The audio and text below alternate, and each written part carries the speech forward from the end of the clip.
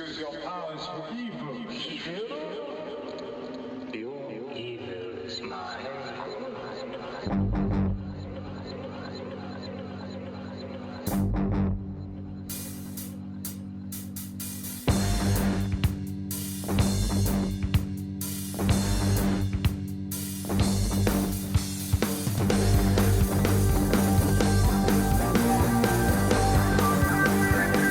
Hello, everyone, and welcome to another episode of Next Stop Everywhere, your podcast all about Doctor Who. Tonight it's time to talk Neil Gaiman's groundbreaking and award-winning Sandman series. Ground baking? wait, groundbreaking, yes. Oh, wait, no, it's not. It's time to talk Space Eye Boogers, Another Creepy Space Station, and Space Champagne. I am Jesse Jackson, and joining me in the TARDIS is my partner in Who-ness, Charles Skaggs. Hey, Charles. Hey, Jesse, what's up? So I'm not gonna blame you, but You better not blame me. I don't know what I did, but well, I do think that, when we recorded our last episode, you said it's a shaky cam episode, and I always have worries about that.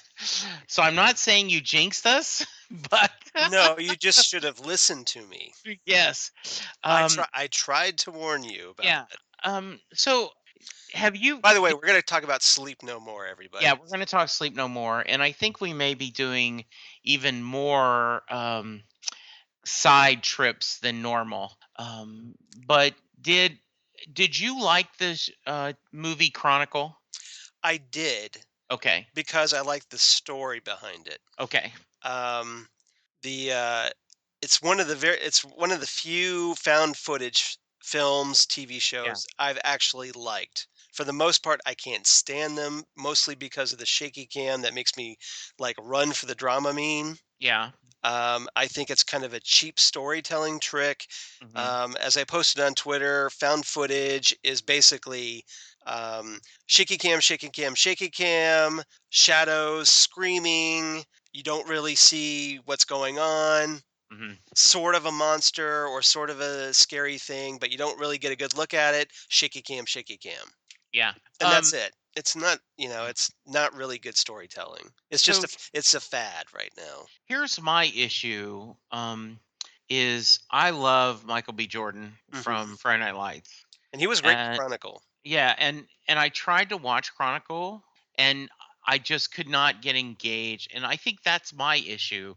I don't have a problem with the shaky cam. I don't get a headache or anything, but I have trouble engaging in the story. And that's why I'm curious. And I know that Chronicle is, the Landis guy. This has been critically acclaimed, and I love his short film about the death of Superman. He did, and I guess I should try it again. But I watched Sleep No More last night, and right away I was not engaged with it.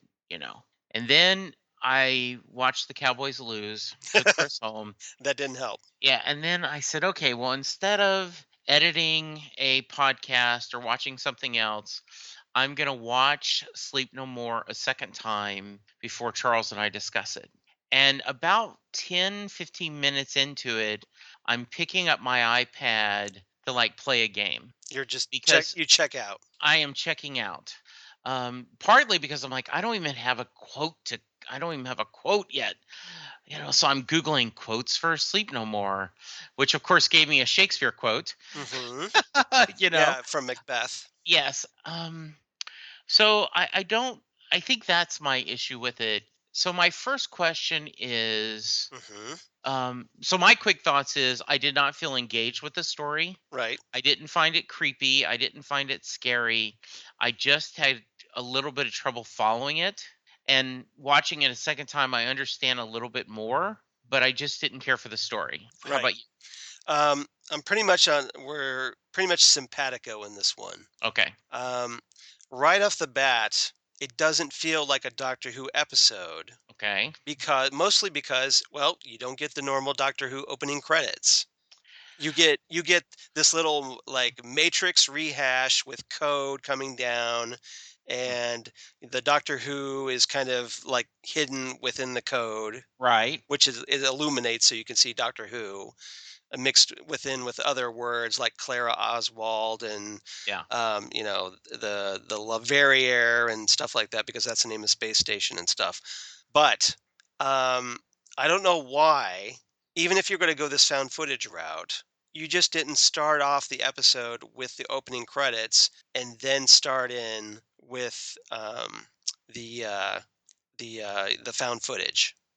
And Because I mean, it doesn't feel like a Doctor Who episode without that Doctor Who theme. And I get they were trying to do something different and be and experimental, but I don't think it works. yeah, and I think it's okay to, take a swing and a miss. Hmm. So I applaud their creativity. Right. I think certainly Mark Gaddis has skins on the wall, and he is certainly, I'm not going to hold this against them. And I sent you the link where they interviewed him. The Right. BBC America always has things you may not know about this episode, and they do that every week. And this week, it's Gaddis is actually interviewed, and it was a pretty good, interesting. Yeah, I thought it was an interesting interview, but it just for me didn't work. And you've kind of taken one of my first questions. The no credits didn't bother me, Hmm. though I didn't understand the purpose. Right. Right? Um, like Well, I think the purpose, and I read this in the article you sent me. yeah, The purpose was that, well, there wouldn't be any credits because it wouldn't be those credits wouldn't be in the found footage. okay, Which again, it seems rather dubious and little yeah, shaky reasoning because you could just tack down, the credits to the front because like all classic Doctor Who, it started off with the credits first and then you yes, go into the story. There's no reason they could have done that with this. yeah, and Or you could have blended like it could have just flowed right from the like maybe there was like a little CGI that kind of blended the credits into the found footage yeah, as a cool way to kind of integrate them, but so it wouldn't seem so jarring.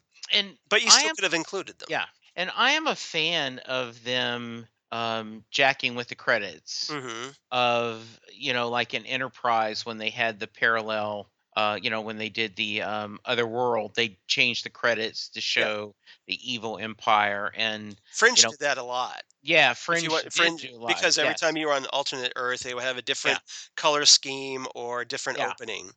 Yeah, and even Castle at times has done a different funny things with the credits. But it's still So, essentially the same. I mean, right, it's just a variation of what you know. right. So again, why couldn't they just do that? Yeah, I don't get this.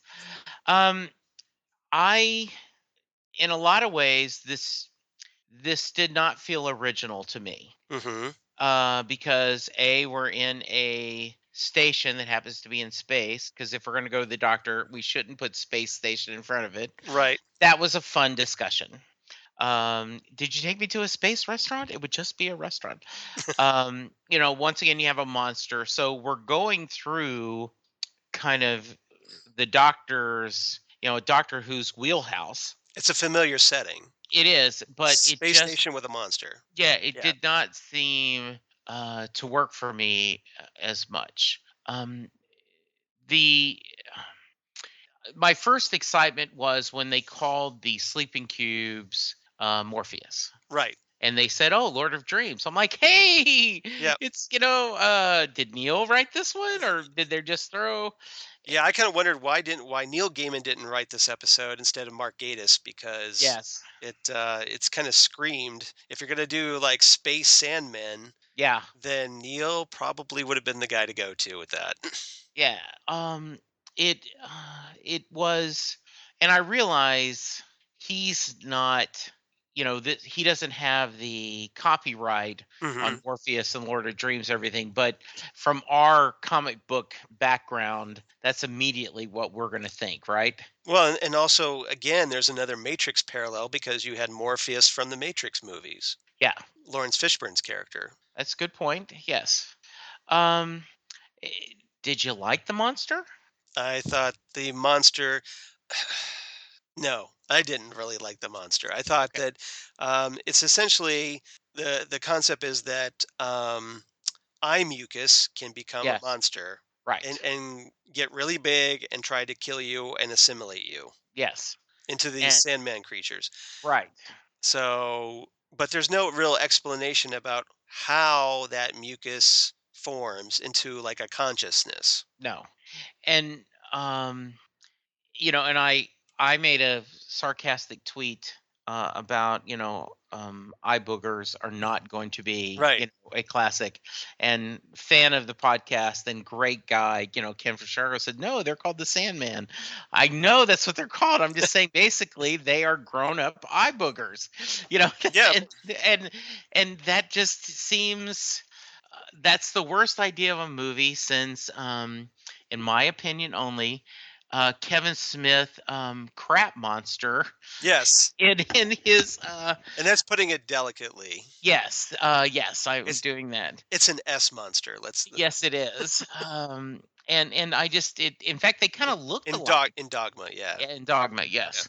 Um, so I good. I didn't seem to care No, for it. and I really didn't like the design for them. I didn't find them pretty scary at all. No. They're just kind of big lobby things. Yes. And it was only really at the end, and I did really like the very end of this, Yes. where we have Rasmussen kind of rubbing his eye, and then his face kind of breaks down into sand. Yes. And he's very creepy, and he's kind of reaches for the camera going, "You've got something in your eye," just as he Yes. crumbles to dust. That was really creepy. That got a point for me just for that ending Yeah. because but the sad thing is it's like we have to slog through all this crap just to get to that one really cool moment at the end. And the premise is jumping ahead, right? The well, you tell me what you think that ending meant, and Okay. so because you usually do a better job of plot than I do. I try. Yes. I don't Yeah. always do a better job, but Yes. I try.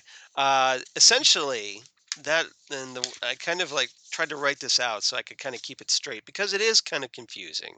Yes. This plot, and that's okay. I don't mind a challenging plot, I don't either. but basically, he's uh, as the TARDIS leaves, Rasmussen reveals to us, that guess what? I've been a Sandman all along Yes. and everything from the past few hours was kind of all part of the plan to tell a story that would keep the viewer, us, the audience, engaged so that we would continue watching so that all these little glitches that were coming through the little staticky Right. that's basically the Morpheus signal being transmitted into our brains, Yes. and that would essentially ensure that that Sandman virus spreads to everybody that watches it. Yeah. So it's kind of Because so it's essentially the Ring yes. in space. And If you watch the Ring, yeah. And so the idea is you don't have to be in the sleep tube to necessarily get this yeah, sleeping disease or become a sand creature, right? yeah, and it's all like, well, I told you at the beginning you shouldn't watch this, and Yeah. so, boh, ha ha ha, now you're one of us. Hmm. Are we really? Yeah. so, So I think that it so, wasn't. and it could set up a sequel, Yes, it is. but This is not a two-parter. I thought it no, was, and it's not. This is a no, it's a single stand. episode, and next week, Yeah. with Face the Raven is a single Hmm. episode. Oh, okay. So we get two episodes where you don't have to say, well, normally I don't like two parters, but dot dot dot. Take a Well, or take a maybe drink. yeah, maybe I'm gonna say I wish there was a two-parter. See, now you're on board with the two parters. Did not No, miss them until they weren't there. Where did you? yeah, I am happy. I want to stress this. I'm happy that they're trying something different, Hmm. and so my theory, and I'd like to know your thought, is if they had not done it shaky cam Yes. or found footage, but they had just gone with this, it's this 38th century, right? Yeah. 68 or 38th. Yeah. yeah, and that the whole this storyline different might have worked better for me. What Hmm. do you think? I think so too. I think it's just the structure, the way this was told, and it's not really. I mean, I've seen other fan footage. Like I said, I've seen Chronicle Yeah, and some other things. It's not a particularly well told found footage story. right. So I think I felt, and I actually put this on Twitter. I think if you close your eyes, this actually feels more like a really great Big Finish audio adventure. This would have been Yeah, perfect for audio and the imagination, right. but being told this way, it doesn't. It's not nearly as effective as it could have been otherwise in a different format. Yeah. And I now, did. granted, it would have felt a little traditional, like, oh, here's the doctor on a space station with a Right. monster. But you could put a little twist in that, Yeah. and kind of jazz it up and make it a little fresh if you're clever enough. Well, and I go back to, I'm going to mix metaphors here, but listeners know I'm a big Penn and Teller fan, Hmm. and Penn Jillette was on a cooking show a couple of years ago with Rachel Ray Hmm. and a guy, and they were going to do wings. Okay, hot Like, wings. yeah, they were doing hot wings, and so everyone was talking about their different flavors and how they're going to do. And Penn said, "I'm going to do the traditional buffalo style wings." And when they were judging them, they said, you've put yourself at a disadvantage because everyone knows what a buffalo wing tastes like. Hmm. And if you don't hit it, it's not going to be good. Versus if you go another flavor, Right. you can't. Well, that's what he was going for. And they said, and you did it perfect. It was a perfectly crispy, just enough taste, a tingy, it was a perfectly well done buffalo wing. Right. So I think the same thing, right? Like, even though it's a classic Who story, if it's done really well with a right beats and just enough, you're executing the way it should be, Hmm. can be an enjoyable episode. Okay. To use your cooking metaphor, Right. um, sometimes just a very simple meal Yeah, can be far more effective than being a really experimental, absolutely. because sometimes you appreciate the simplicity of the meal, Right. and just that, well, it's well prepared, this is exactly what I picture or what I would Yeah. like in this meal. As Yeah. now, sometimes you can be experimental and it works because, hey, you're trying something new, and sometimes it works. it's a, Right. it's a it's a gamble, and I get that. Yeah, I do too. but Yeah. but And sometimes that comfort food feels yeah. really good, as Yeah. opposed to just going down to the like the Whole Foods and buying something Yeah. really, really out there, and like going home and going, ugh, why did I buy Yeah. that? Yeah. I mean, like meatloaf with Why mashed didn't potatoes Yeah. and, Why didn't a I just simple get green some salad. Yeah. why did I try this really out there thing instead of just bringing home some like a chop steak or something? I don't. Yeah, exactly. Yeah. Very interesting. Um, I do think that there was a lot of backstory, but I thought it came across, and it is a kind of interesting thought that, not to give you more free time, but Mm. because you could work harder, they've created this sleep pod that you only need 5 minutes of sleep for a whole week. Yeah, Correct? Did or I a get whole. the math right? Let's see I had it here. Hold on, let me see. Uh, yeah, a whole month worth of sleep in a 5-minute period. You're right. Yeah. Okay. And so that way, and the idea was you could work harder, because your competition is doing it, and you do it not so you could enjoy life and do more things, but you could work harder. Right. Which And i- which then, is which is great for the oligarchy. yes, yeah, and the Rip Van Winkles Hmm. were the people that go, no, we should be able to enjoy our sleep. It's something that is wonderful. And I thought that was a nice class warfare. Hmm. And so once again, that I think feeds to why, if this had been a traditional story, that could have been a very debatable. Morale, Yeah, morals, yeah, moral story. Yeah. right.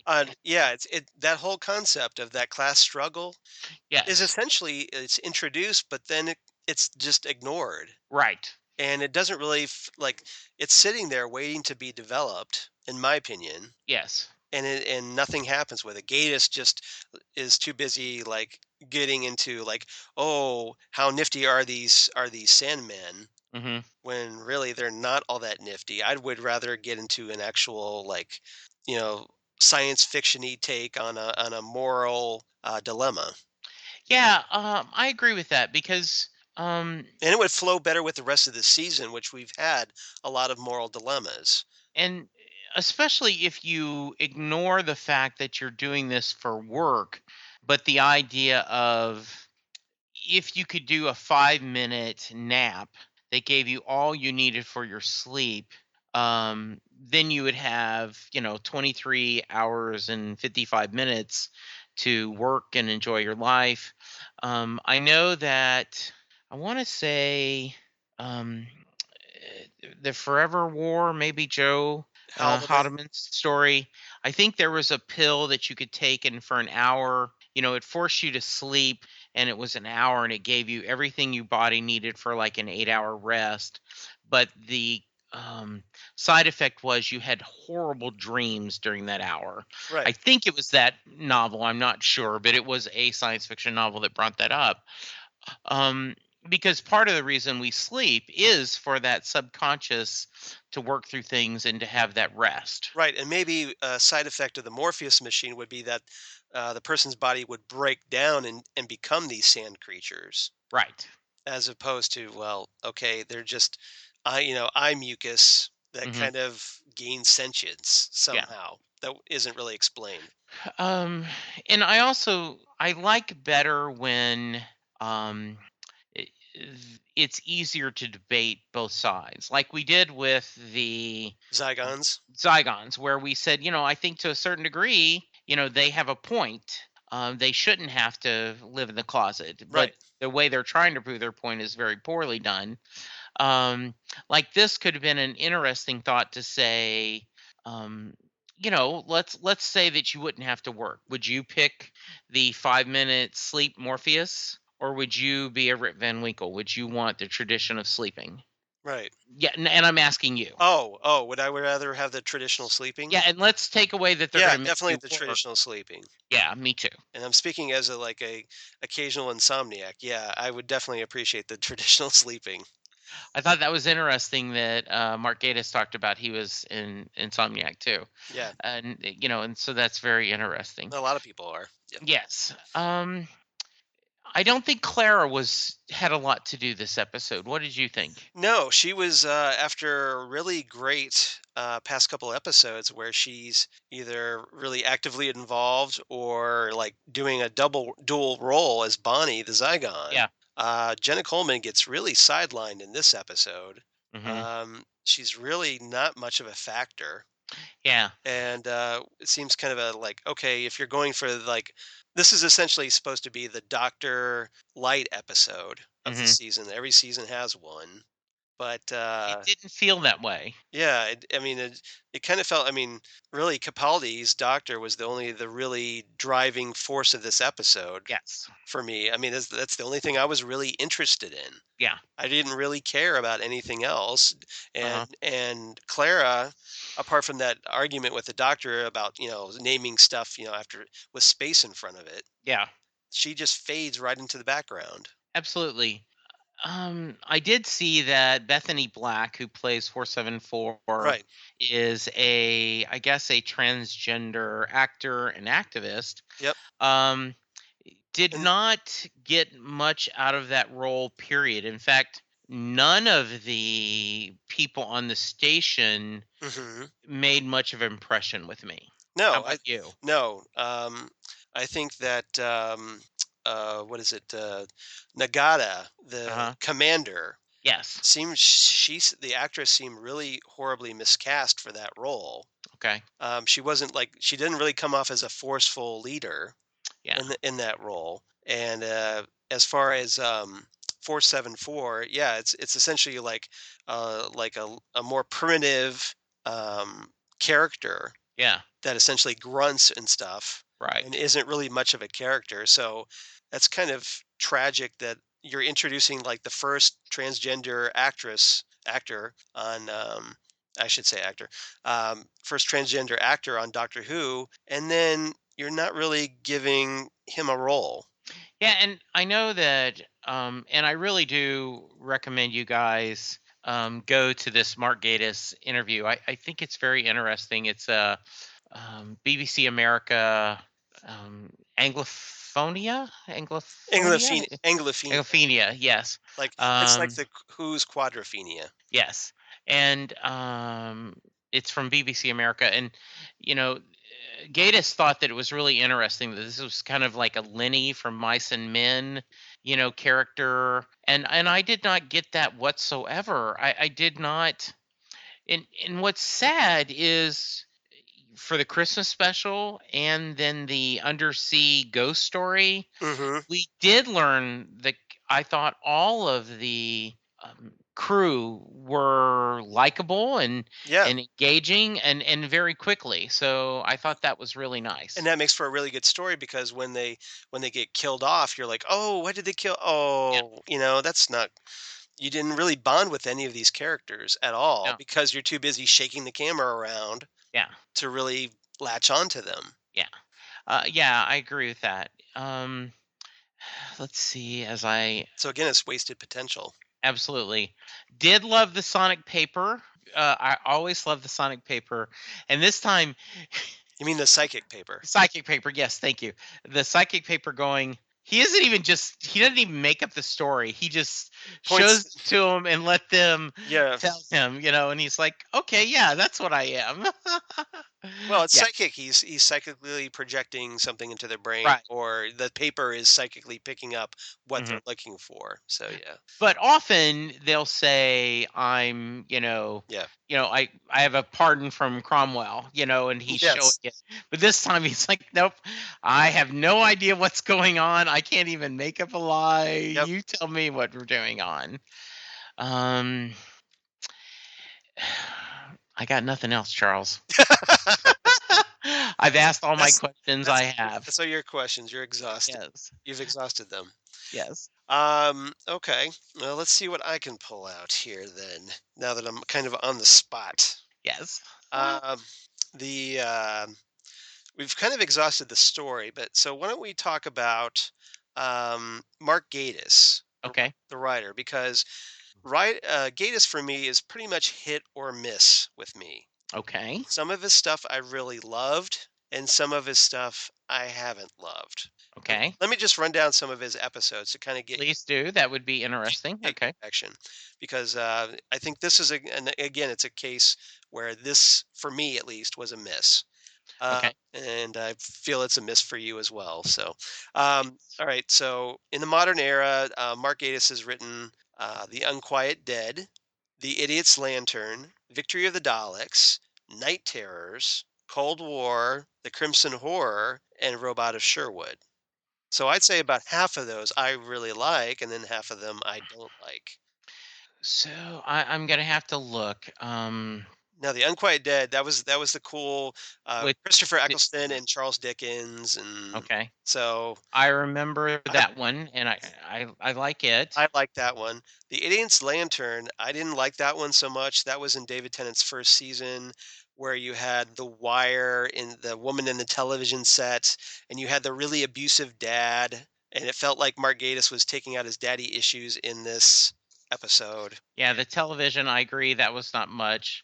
I liked Victory of the Daleks. I thought it was okay, but I didn't like those big, like, supersized Daleks in Apple primary colors. Okay. The iPod Daleks is like a lot of people called them. You are a traditionalist. Yes. But if you notice, a lot of people didn't like them, and that's why we don't see them anymore. Right. So I don't think I'm the only one in that regard. Night Terrors, I just loathe this episode. It's completely boring for me. Where you had like the little kid, and you had like he was picturing like people being turned into dolls, and Amy gets turned into a creepy doll. Okay. And I didn't like that one. All right. I don't have a strong opinion one way or another. I vaguely remember that's the feeling that the kid the reveal, right, is Right. that the kid is behind an alien or Yeah, something, right? exactly. Okay, yeah. Yeah, where he lives Um, like a little housing project, and yes, then yeah. yeah. Cold War, that was where the Ice Warriors get reintroduced finally I for the like new that one a I lot. like that one too. Aboard the Okay, submarine, I like that. okay. The Crimson Horror, that was the kind of Dr. Light episode where you had Clara, like they go to investigate this factory where, like in this community, and the doctor gets kind of like uh, turned into like oh, what's the word I'm looking for? Where he's kind of almost like dipped in this red liquid, and he becomes like this stiff, like stiff as a Yeah. board person. So I always love, Then you had like Mr. Sweet, that little yeah, like crab thing, or yeah, lobster thing uh-huh. on what's her name's neck from Game of Thrones. Yeah, So I like Diana Rigg, Diana but Rigg, yeah, I agree, and always good to see, Ginny, Madame Vastra, yes. Strack, but I agree that was not a often, not a great story. And then Now, Rhoda Sherwood, which I kind of liked. It was fun. I like a lot. I know a lot of people didn't like, but I like that idea. I like the whole idea of pretending to be you fake it till you make it, being a hero was good. I think Except for that little arrow, like have to shoot the arrow to yeah, get that little bit of gold, and there's just that just little bit enough. of just enough to Just get that enough, thing into yes. orbit. Yeah, Yeah, that was kind of good. But Adventures in Space and Time was brilliant right. to me. But that wasn't really Doctor Who. Now, But you, but yeah, I'm yeah, just saying though, it's right, close enough. right. Now, So I now think that's fair. on a side note for Adventures Yeah, in Space and Time, since you mentioned that, yeah. Reece Shearsmith, Hmm. who's the guy that plays Gagan Rasmussen in Sleep No More. Right. He was the guy who played Patrick Troughton in Adventures in Space and Time, Okay. because he's like part with Mark Gatiss. They're part of the League of Gentlemen comedy series. Ah, okay. So it was kind of like a little mini reunion. Okay. So, All right. so Very nice. just throwing that out there. Yes, I did see that. So I think he's 500, Yeah, a that's the little way, and that's less. what I felt. I feel he's hit or Yeah. miss. Okay. It's a coin flip with Gatiss for Mhm. me. So I feel he's much better on Sherlock than he is on Doctor Who sometimes, and this was one of those times. I think he would have been much better off just sticking to Sherlock. Okay. Yeah, I certainly can't disagree. And we're both a big. By the way, should we do Sherlock on this? I think, yeah, Rob, we're calling Sherlock. Yeah, I'm just Oh, saying that would be fun. Okay. yeah. Anyway, Yes. the what else you got? Well, let's see. The that new logo thing, that was the first time this has ever been done in Who's history, Okay. to have something so completely different like that. Mhm. Um, there was a bit in there in the episode where, when debating about with Clara about naming the Sandman creatures, the Yes. doctor mutters this line: "It's like the Silurians all over again." Yes. And it refers to the Silurians that were like in John Pertwee era, their second episode about, well, whether they would actually name themselves the Silurians, Hmm. especially since they're from the completely different prehistoric era. Right. So that was a kind of like a little in joke. Okay. Um, and then, I the, did like how the doctor said, very Cisco-ish, yes, for the Flash fans. yep, I name things, and then it's like, okay, yeah, Sandman. Well, worked. Yes. yeah, because Claire's like, what are you going to call them? The Dust Men? Yes. So, Yeah. that Shakespeare reference in the title "Sleep No More" from Macbeth, Yes. basically is like, Glamis Oh, has no, hath. hang on. Oh, is that a quote? That is spoiler. That's my end quote. I Okay, think well then I won't steal it we then. class it up a little bit. I All right, use that as my end quote all right. Well, instead of Doctor Who. I'm glad Yeah. you stopped me. Yeah. All right. Um, and the song "Mr. Sandman," which gets a lot of play in this episode. It does. Um, And that is it a cover, or do they use the original? I think they used the original. It sounded a lot like the Chordettes. Yeah, it did. from 1954, which is the same one that I kept waiting for, like, Marty McFly to come out because, like, they use that song in Back to the Future. Absolutely. When Marty goes back to the 1950s. So yeah, I really like that song, and so I was kind of I glad do to see it too. here. I love it, especially the Cornettes version. So yeah, I was glad to see that. Mhm. So that's basically all I've got. Okay.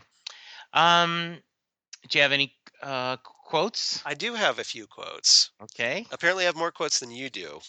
Yes, I loved the what happened, and he says from the beginning of time. That's a very long story. Yeah, that was one of my quotes you just stole. Okay, good. Okay, so any others? Nope, nope. That was like I said. I have the IMDb page open of quotes they have, Yeah. but I figure that's cheating a little. So I'll let you go for it. Okay, so what I've got, the other two I've got. Shakespeare, he really knew his stuff. They all did. The ancients, the poets, all those sad songs, all those lullabies. Sleep is essential to every sentient being in the universe, but to humans, greedy, filthy, stupid humans, it's an inconvenience to be bartered away. Well, now we know the truth. Sleep isn't just a function, it's blessed. Every night we dive into that inky pool, deep into the arms of Morpheus. Every morning we wake up and wipe the sleep from our eyes, and that keeps us safe, safe from the monsters inside. Yeah, I liked that a lot. Yeah, I like that a whole lot. Okay. And this last line that I thought pretty much sums up this episode for me, Okay. and possibly for you. It's where the doctor says, "It doesn't make sense. None of this makes any sense." And Charles, did we ever figure out? Okay, like um, the whole we don't have helmet cams. Yeah, I guess the sleep monster is the one watching, or yeah, yeah. it. Okay. Through the mucus in your eyes, Okay, presumably.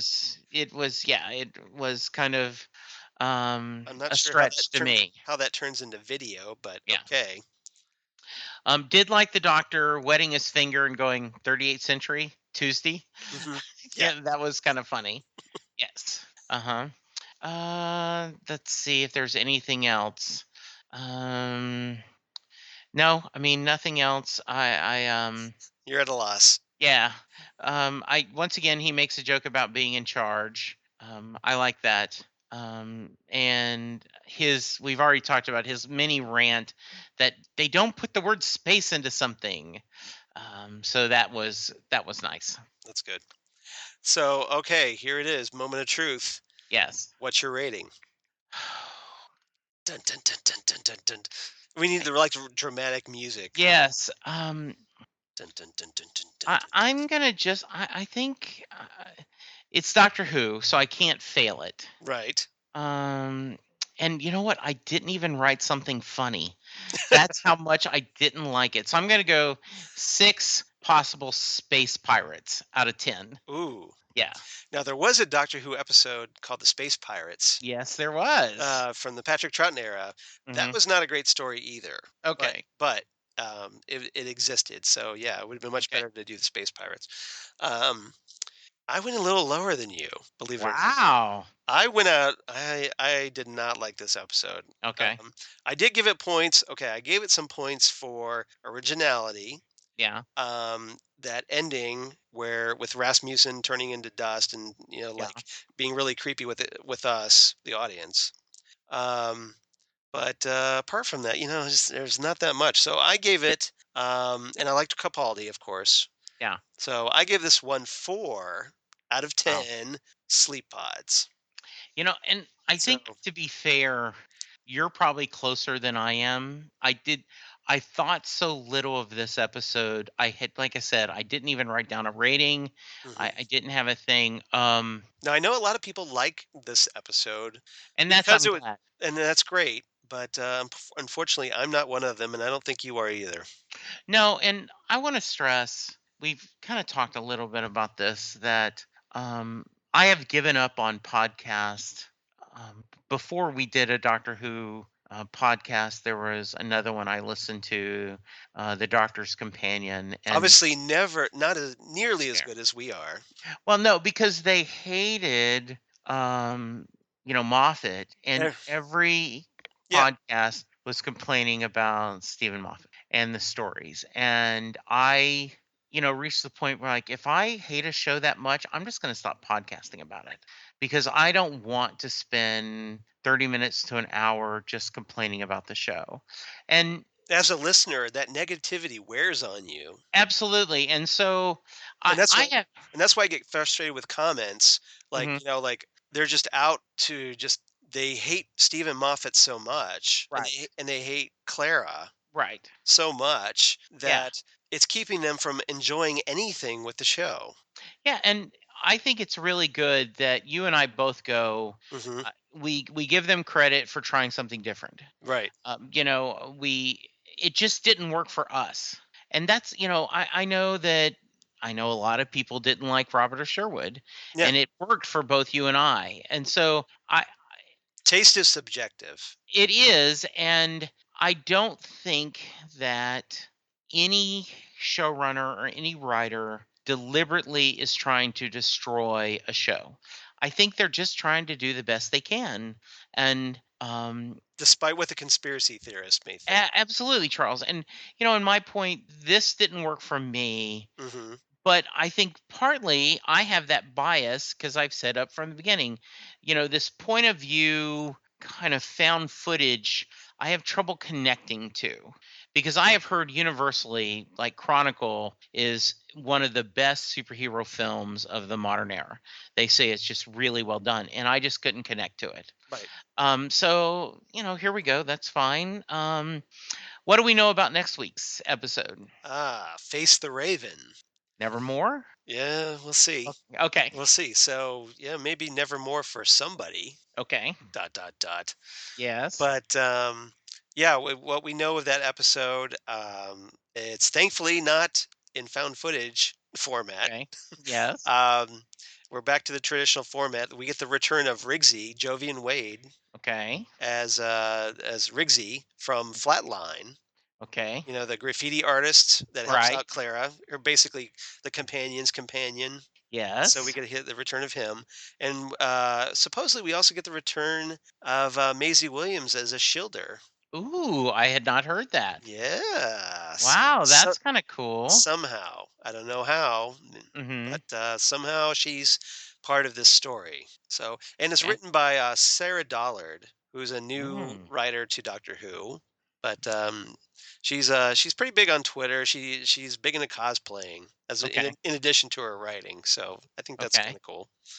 She has a profile pic of cosplaying as Agent Carter. So respect for that. Absolutely. So after Face the Raven, we have the final two. Yeah, the big episodes of the season. So the final story, Heaven Sent and Hell Bent. Yes. Okay, that sounds sounds exciting. It's only 3 more to go until the Christmas special.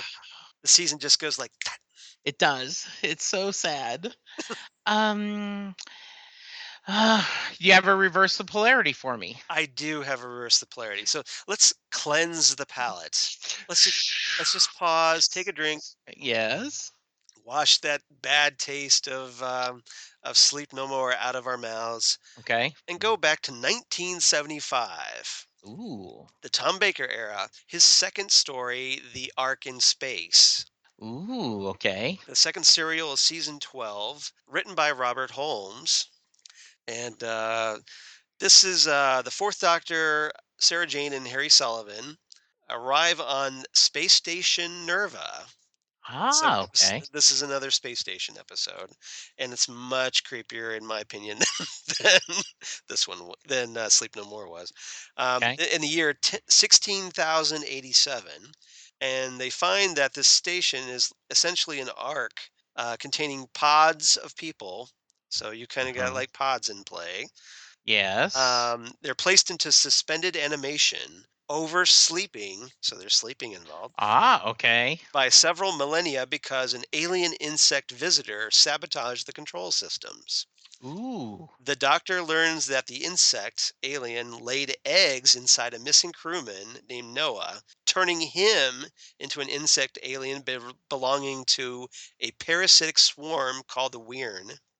And the Weirn were driven from their homes by human settlers, and now they want to absorb all humans. So that's an episode I think that might be more to your liking. That's nice. It will be good. Charles, if people disagree with you and I, and they think, oh, Charles, you just didn't understand this episode, and they want to email you or contact you and tell you why you're wrong, how can they find you?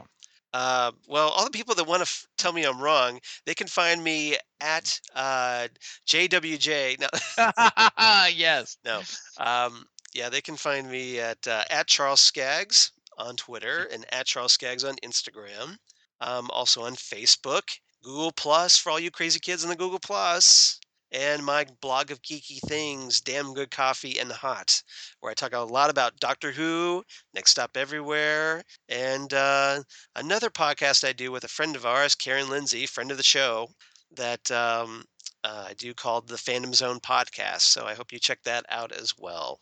Absolutely. Jesse, where can they find you? I am at Jesse Jackson, DFW.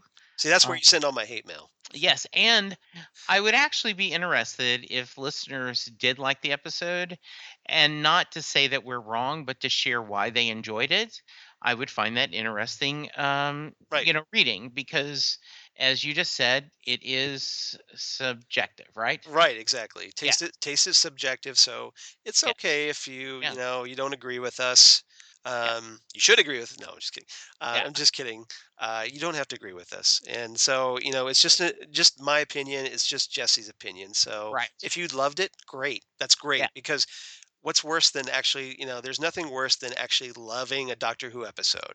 Yeah. So that's a Yeah. good thing. It's a good It thing. is. Absolutely. I don't want to take that away from anybody. Absolutely. You can find us at Next Stop Everywhere, the Doctor Who podcast on Facebook, and we'd love for you to post and talk to us. Please go to iTunes or Stitcher and rate and review us. And I am missed last week Castle, but we are planning to get back this week. And speaking of a show that I'm not enjoying, but the Adam Baldwin coming back helped this. That was a really good episode last week, and so I'm hoping.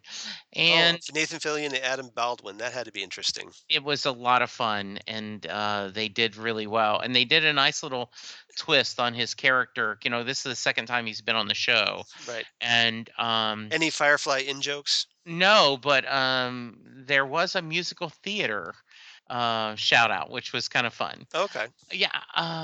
And I am continuing to do Set Lusting Bruce. I am I'm really happy how that's going, and so I appreciate anyone checking it out and letting us know. So I think we're done, Charles, right? Yeah, I'd say so. Yeah. We we survived it. Yeah, see, you're still alive. You said you would hold my hand through it. I appreciate it. It's okay. Just when I say run, run. So. And by far, this was still better than the Peter Cushing movie I made us watch. Doctor Who and the Daleks. Yeah. Right? I actually liked Sleep No More better than I liked In the Forest of the Night. So. Okay, there you go. Right. That's from last season. So absolutely. Hopefully this is the only dog of Sleep No More is the only bad episode of the season, and then and everything from this point on, Face the Raven, Heaven Sent, Hellbent, ends in a strong finish for series 9. Absolutely. So for now, we are going to end with Macbeth saying, "Methought I heard a voice cry, sleep no more. Macbeth does murder sleep, the innocent sleep, sleep that knits up the raveled sleeve of care, the death of each day's life, sore labor's bath, balm of hurt minds, great nature's second course, chief nourisher, and life's feast." Who says we can't be classy? Yo! Thanks, everyone. We'll talk to you next week. Bye. Bye, everyone.